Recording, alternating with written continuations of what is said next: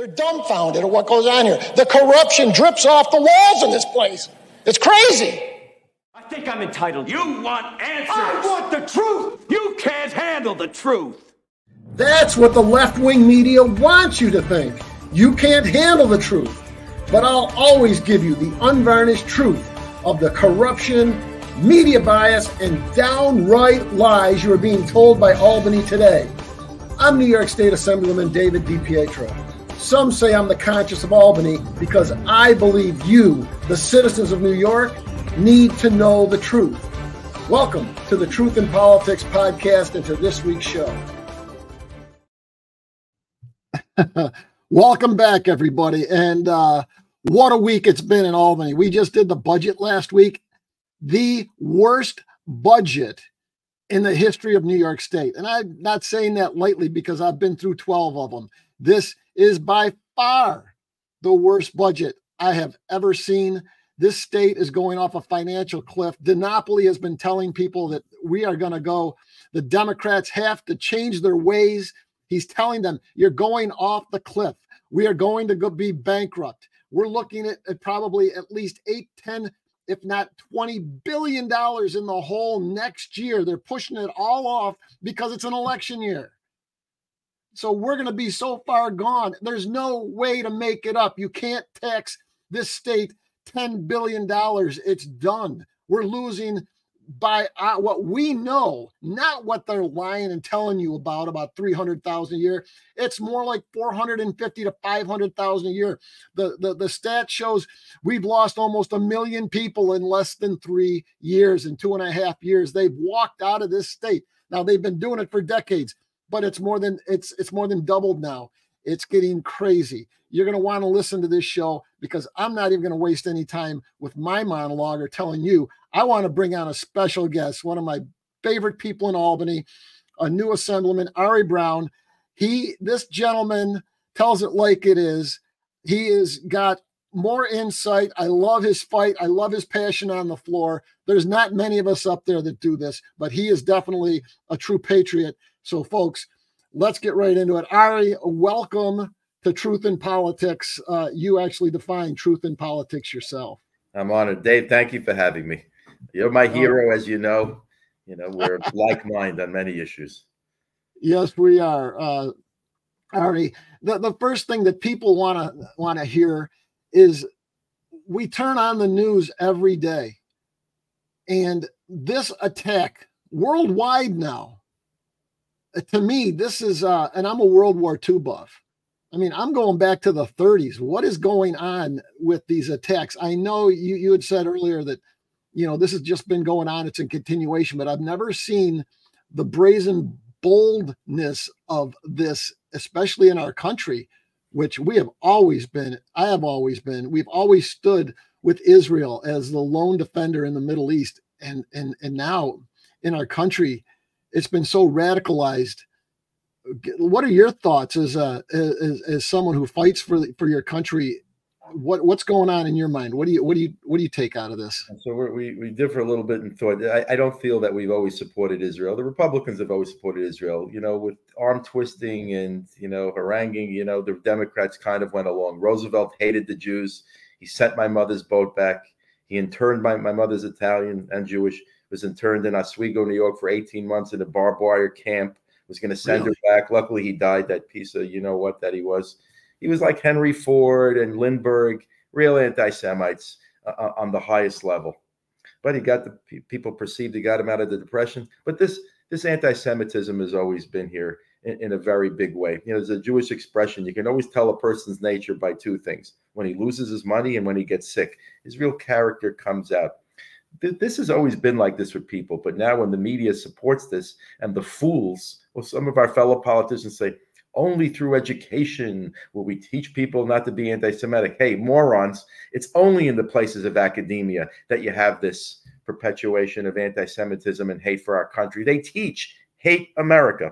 This is not an anti-Semitic thing. This is a hate America thing. The big Satan, as our haters call out. So I'm not surprised. It's expected. You nailed it right on the head because it starts with academia. It starts with kindergartners and first graders. And and starts in the education system, you're right. It's a hate America movement. And now it's transcended. This is what I don't understand is the media never calls it out. And I do understand it because the left-wing media, it's not Democrat, Republican anymore. It's far left, socialist, communist. And as you know, they run New York State. They run Albany. And like I'm in Buffalo, New York. Okay. The other end of the state, and the Democrats here come back and say how much they fight. And I laugh. If I see them on TV, I start laughing out loud because they don't fight anything, as you know. You never hear the Democrats in Western New York get up on the floor and fight their conference when they get these crazy bills. Everything that they do that's socialist or communist, when they 2-3 times a week on average, they run over the Constitution. And our floor leader, Andy Goodell, will argue with them and tell them it's unconstitutional, and they don't care. And our own Democrats in Western New York never speak up or say a word because, they'll be ostracized right out of their conference. They'll be taken off committees and they'll be shoved to the back of the room, never to be heard from again. You watch it. What's your take on that? You can't be surprised. In the Torah, it tells you that the world will last about 6,000 years. In the Jewish world, with not too many years left, we're almost there. And they say at the end of times, end of days, everything will be upside down and backwards, just like in Sodom and Gomorrah. Men dressed up as women, women are men, up as down. I sit there in the assembly chambers, and I had like her personally, but Crystal, our majority leader, says there's such an equity for the black people. And I look up, I have a speaker that's an African American. I have a speaker pro tem that's African American. I have a Senate majority leader that's African American. I have an assembly majority leader that's African American. There's equity. There's no equity. Really, everything is upside down. And it is exactly what you said. If you don't like it, sue us. And most people don't know. They think we have these lawyers in the state legislature that'll just do it for us. No, we literally have to open up our personal pockets and pay for these lawsuits to fight these absolute lunatics. That's 100% correct. It's so upside down. And as you know, the great Bible book says, at the end of times, the whole world will rally against the Jewish nation. Okay. And do you think he's wrapping this up pretty quick? Because this is, I know it's always been there, but the brazen boldness when we see last night, UCLA is telling the district attorney in Los Angeles, a George Soros appointee person, that they want not the protesters arrested. No, the protesters are fine. They can destroy and maim and vandalize anything they want. It's the counter protesters. They want them arrested and put in jail forever. Chris, you can roll some of those tapes we've got on the protesters to see when they talk about hate speech in the assembly, and when schools talk about bullying, it flies. It no longer means anything. It's a waste of money, time, and effort. Okay. Because if you can't condemn this, then don't go tell me you're going to tell some kids not to bully people in school. And don't tell me you're going to talk about diversity and racial equity, because it means nothing. You're telling people that it's okay to go after a certain class of individual.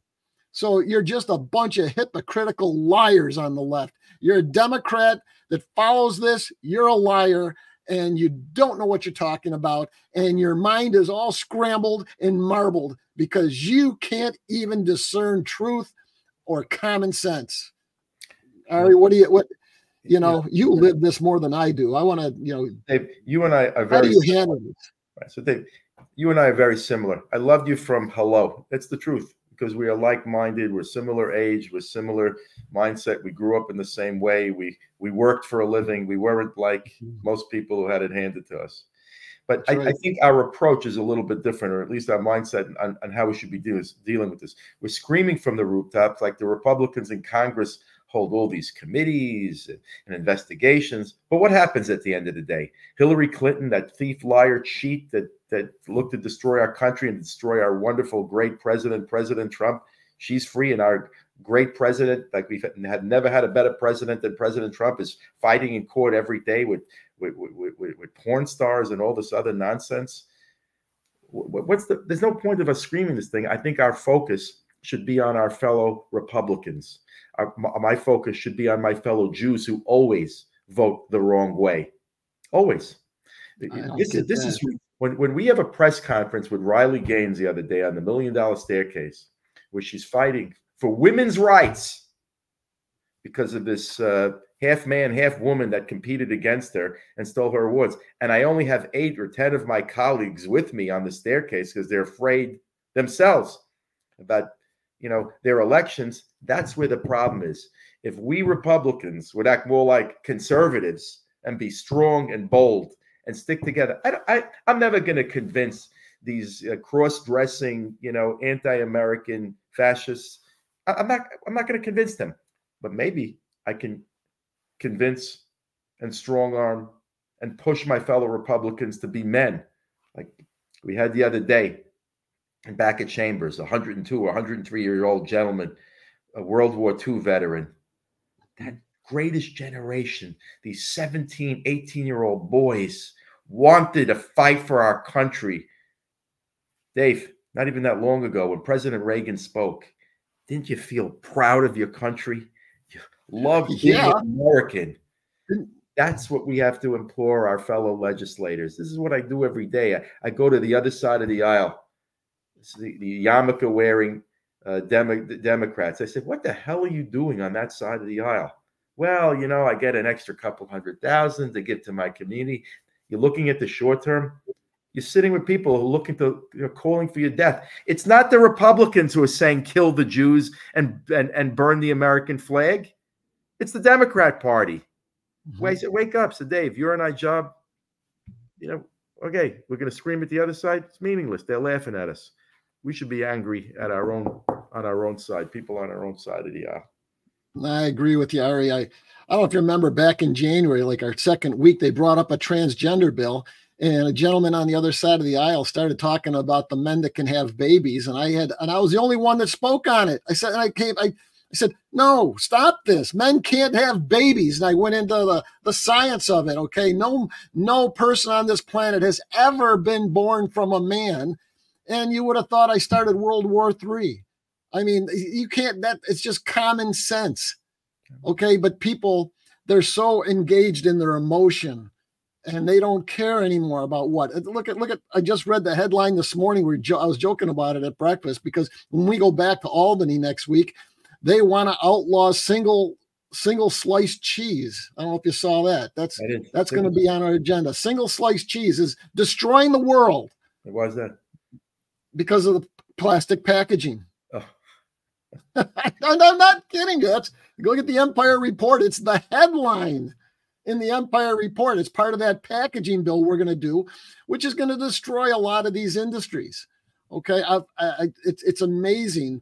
I was with Rich Products, an international company out of Buffalo. You probably heard of them, Coffee Rich and all that stuff. They said this is what they're doing just with the Freon, the refrigeration is going to cost every supermarket $1 million to retrofit. I remember when it happened 30, 40 years ago, the first time with Freon. I'm in the construction business. I get it. Yeah. You get it. I had it in my dry cleaning business because my dry cleaning machine used a little bit. And when they changed that in my little dry cleaning machine, I'll never forget, this was probably 2009 or 10, when the state, before I got into politics, when the state did this, I had to retrofit in my little machine, and that was $28,000, which dry cleaners don't have $28,000, but it was just, and it saved no one. It did nothing. It was an environmental baloney that they forced down our throats. And as a small business person, I can tell you, and as you know, they've done, and here's what really gets me, Ari. 6 years now, the Democrats have had complete power. So I hope everybody understands this. Complete power, super majority. They don't need our votes, nothing from us. In the Senate or the Assembly, we're irrelevant. Has anything gotten better? Gotten worse. They talk about poverty. You've had 6 years, you could have changed it.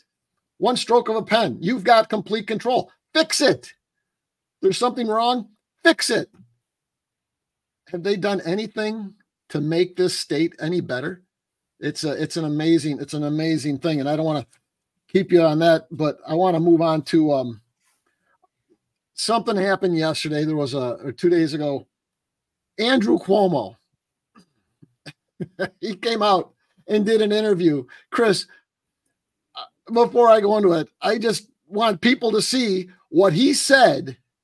And I don't know how you can make this up. I don't know how you can lie this boldly. Please play the clip. I believe if government were to now say, we just made a finding that there's a new virus and everyone should do X, Y, and Z, the amount of compliance with X, Y, and Z would be much, much lower than it was at the beginning of COVID, because people do not trust the government, especially on this issue, the way they did at the beginning. And that would be a complicating factor, right? When you have people who just don't listen, because government had no capacity to enforce any of this. You must wear a mask. And people wore masks in New York. But if they said, I'm not wearing a mask, there was nothing I could do about it. You must close your private business. I won't. Well, there was nothing I could really do about it. It was really all voluntary, and it was extraordinary when you think about it, that society acted with that uniformity voluntarily, because I had no enforcement capacity. So you have a reduced trust in government. I exploded through the roof listening to this. Voluntary, I was there on the ground with business after business that were arrested, shut down. The health department was a Gestapo organization that went after these people. I said in gymnasiums, workout facilities, when the health department came and said, you're shut down. And we tried to fight them. And what did they do? They put fines in voluntary. This guy's a joke. This guy's a joke. He was a dictator. He said it in his book. He came out and shut these people down. He shut this state down. It wasn't voluntary. Let me put this. Oh my gosh. I went nuts. Okay. How many restaurants were closed? How many businesses were closed? How many businesses, in order to stay open? Remember, you had to sell some sort of food product, like a bar or one other place. You had to sell a food product. It was not voluntary. That called what? Short memories? Voluntary? He shut down churches. I was there. I led the protest. 77 pastors from around the state came to a church in Hamburg, New York, to say we're not shutting down anymore because Cuomo told us we had to shut down. We're not going to comply. And we have to social distance. I saw people get arrested. Police came in a supermarket because someone wasn't wearing a mask. What's he talking about? Ari, what was your take? This is crazy. Let me put this into perspective and into, as they like to say, context, like those three animal presidents of the university. Let me put this into context. You remember when that little kid, his younger brother, the other Cuomo, Chris was upset that he was called Fredo, like from The Godfather. He was like, so if you look at Andrew Cuomo, he's Sollozzo. Remember The Godfather, Sollozzo? Yes. He tried to make the deal with Don Corleone, and what did they say about him? He was good with the knives, sly. Mm-hmm. And he stick people, let him bleed out a little bit. This is what this guy does. Yep. Doesn't look to kill you, makes you bleed a little bit, so you're crawling back. You see it in his face, as Curtis Lewa likes to call him, Evil Eyes Cuomo, and it's true. That guy's a liar and a snake. Caused every bit of what you said. I didn't take the vaccine, and I fought this like you fought this. That's right. again, never took the vaccine, told people all the time, do not take it. And Ari, you weren't around then, but back in 18 and 19, when they took away the religious exemption, okay, and they were pushing HPV and they were pushing these vaccines. And I went around the state with a doctor and a girl named Marie Rock, a true activist. We went around the state and hold town hall forums on this, on A99, Bill A, which you know, which we're fighting now, which is the quarantine camps. We've been fighting this. I've been fighting this for 6-7 years now, and it's in Cuomo. Again, I've been fighting him because he's been pushing all this, and Hochul's so dumb that she doesn't even know where she. I mean, she's I like mentally she's the Biden equivalent, and I say to you and I say to all your listeners, you know what? We can't bring this knife to a gunfight, and that's what we're doing. They're laughing at us. Crystal People-Stokes got up. I don't know what the bill was. I don't remember. She says, and I liked it because it was honest. She said, "You know why we can do this? Because we can. So go F yourself." Why are we fighting the other side? It's the rabbis, it's the priests. Yes, 70 some odd joined you, but what about the hundreds that went along with this nonsense and destroyed a generation from going back to church and to synagogue? I said to so many of them, what you did, I said, there's going to be a special place in hell for you. How dare you say this to me? Certain priests and rabbis said. I said, how dare I say it to you? You've had congregants that maybe they would go once a month. They really didn't like it, but it's what the family did. And they said, you know, I haven't been there in a long time. Why do I have to go again? In Hebrew, we say, mitzvah goreret mitzvah, avera goreret avera. One good deed leads to another. One bad deed leads to another. I already did it. I already had that piece of chocolate. Let me have another and get off my diet. And that's what they did. We have to go out and after and fight with the people who're supposed to be on our side. The other side is lost. They're already going to end up in hell for 1,000 different reasons. They're not going to change, Dave. We're fighting, we're screaming, we're doing. Let's build our core. You know, I hate that. I'm going to say this openly. There's no good Democrat anymore. They're all traitors to their cause. They're traitors to our nation. But it's our people. It's our people, Dave, that we have to turn around and look at and question. The Democrats, though I may not like them, though I may hate them, they stick together. They always, they're right.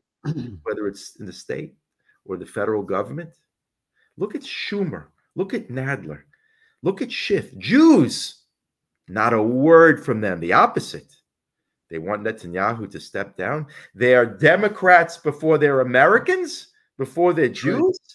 So we're going to argue with people who have absolutely no morality. Our side of the aisle, you see the morality. Dave, we've got to walk around the Assembly and the Senate and tell them, stand up bravely, stand with Riley Gaines. Who cares? You're going to win, you're going to lose. You're not making strides anywhere. They're laughing at you.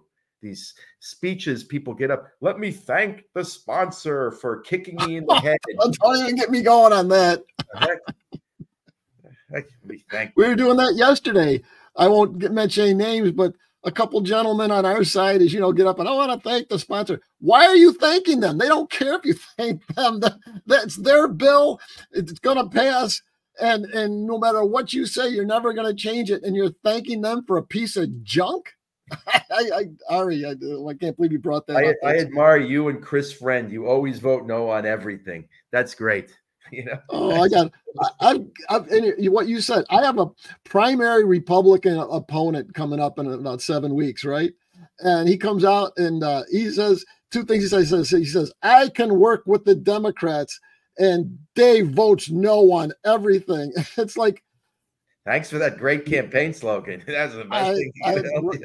Trust me, we're going to use it. I mean, is this what you want as a Republican and as a conservative and as a Christian and gun owner? You want someone that's going to work with the Democrats, that's going to sit there and rubber stamp all their bills and say, yeah, we need more gun control. Yeah, we need our freedoms taken away. We need a little less religious freedom. Really? Dave, is this? I tell you, I like you walk around with my gun, but I got to take it out for the city. I got to lock it up for this. I don't know if I'm coming or going half the time. Yeah. Literally trying to take it. No, Dave, what do we do? People say, well, why do you put forth these bills? The other day I had a press conference, had Bill 8399 and 7752. It's basically an act of combating campus anti-Semitism act. In other words, any of these pieces of crap kids in school who are getting funding from the state, scholarships or whatnot, we're going to pull it. We know it's never going to see the light of day. The animals on the other side of the aisle are holding it in committee. I hope your listeners are understanding this. They're not. They push forth legislation like Menstrual Hygiene Day, but when Mike Lawler the other year went to push End Jew Hatred Day, they didn't want to hear about it. It was too controversial. Here, you have something common sense. So why do we do it? We do it so that our constituents and people know who we're dealing with, and maybe we'll convince one person at a time. That's it. We can't, to fight the other side, what's the point? Let's work with some of the good-minded people who are just not aware and try to convince them to come and see the light of God and our country. That's the whole deal. No, you're 100% right, Ari. As we mentioned earlier, that in UCLA, the George Soros district attorney is they're being told to go after the counter protesters. The protesters are all right by vandalizing and doing all the destruction that they're happening. It's the counter protesters, the ones who are saying, "Hey, stop this! Let's get, stop burning the American flag." They want to arrest them like January 6th. That's what they said, like January 6th, and put them in jail forever. It's the world is upside down. Right is wrong. Wrong is right. And I just wanted to put something else out there because we're wrapping it up here. Because I tell this to people, and it's a total different subject, but I tell this to people, and their minds get blown away because we just did the worst budget in the history of New York State. And I don't want to get into that because we could be here for 5 hours, but Saturday Night Live, New York State in the budget puts almost $1 billion into funding Hollywood programs. So Saturday Night Live, even though they make hundreds of millions, $100 million, right, out of New York City, our taxpayer dollars subsidize them $18.6 million. Jimmy Fallon, the Jimmy Fallon Show, New York State taxpayers give him $24 million. Yet our veterans are homeless and living in the streets. It goes on. And then a friend of ours on the floor, as you remember, made a great point. He says, why are we giving Saturday Night Live almost $19 million? They're not leaving. They're not going anywhere. They're making $100+ million every year, if not a lot more. They're not going to move and say live from Topeka, Kansas. It's Saturday Night Live. Ari, you saw that. When you saw that, what was your take on that? I agree today, but you opened up something, and it's so true, because along the lines of what you're saying, you mentioned our veterans. The fact that they're giving $2.4 billion to these illegal criminals, fighting aged men, and our veterans, what do they get? They fight for a tax break. Their promised medical and college education assistance is meager compared to these really animals that are crossing the border. I'd like to see families crossing the border, like they say. It's always these kids, 18, 20, 25-year-old kids, and we're funding it with $2.4 billion and nothing for our veterans. Shameful. Yeah. So I'm with you. Saturday Night Live, it's expected. Those are their colleagues. Look who they laud. Crystal, I like her, but even the other day, she's a woman in her 70s, a great grandmother. The great lineage. She's bringing out rappers and clapping for these people who called for the death and destruction. Remember, Carl had his favorite rapper. I don't know what Little Nas or Schnoz. I don't know. I listened to Sinatra, and what did he say? I love his favorite song, "Go Buy Me a Gun." And up on stage, he went, "Oh, did I say that?" But the Speaker of the House, his favorite song, "Go Get Me a Gun." And here you're trying to tell me, a guy who has his carry permit, who has his pistol the proper way. No, I shouldn't have my gun. And this is what we're dealing with: people who have no class, no elegance, no love for their country. This is what we're dealing with. So let's, Dave, commit that we're going to turn around and work with our people on the side of the aisle and push them and embarrass them into doing the right thing. No, I agree with you 100%, Ari. That's why I love having you on. You're just a true American patriot. Just trying to be half as good as you, Dave. No, you're so much better than me in a lot of ways. So we're going to wrap it up. I hope you got a lot out of this, folks. When you bring someone like Ari Brown on, you just hear truth. And I love the way he speaks it. I get a little passionate. Ari's just like, he just says it so calmly and plainly. It just sinks right in. It was the first time you hear it. And God bless you, Ari, for being on the show. We love having you. You get great response. So anything you ever need, folks, remember, God's still in control. Okay. And it's when right is wrong and wrong is right. You know what? It's time to take a stand. We're the ones standing on the wall. We all have to start standing on the wall. Okay. And say enough is enough. The only time this is going to change is when good people like you stand up and fight. Okay. If you sit in your house and watch TV and do nothing, it's going to get rammed down your throat and it's going to get worse. And we've got to get active and fight this, because I'm not about to let my country go down the tubes. I'm not going to go down without a fight. I am going to stand up for that flag, for our Constitution, and for you, the little person that just wants to live their life, work their job, raise their kids, and have the government out of their life so that they can just be free to say what they want and do the things they need to do and not have to worry about this oppression that's happening. So God bless you, Ari. Thanks, everybody. We'll see you next time. Thanks, Dave. Thanks. You have been watching Truth in Politics with New York Assemblyman David DiPietro. Search for DiPietro for you and tune in every week on Facebook, Rumble, Twitter, YouTube, and many other internet platforms, including the Big Whack Radio Internet podcast. Thank you for listening.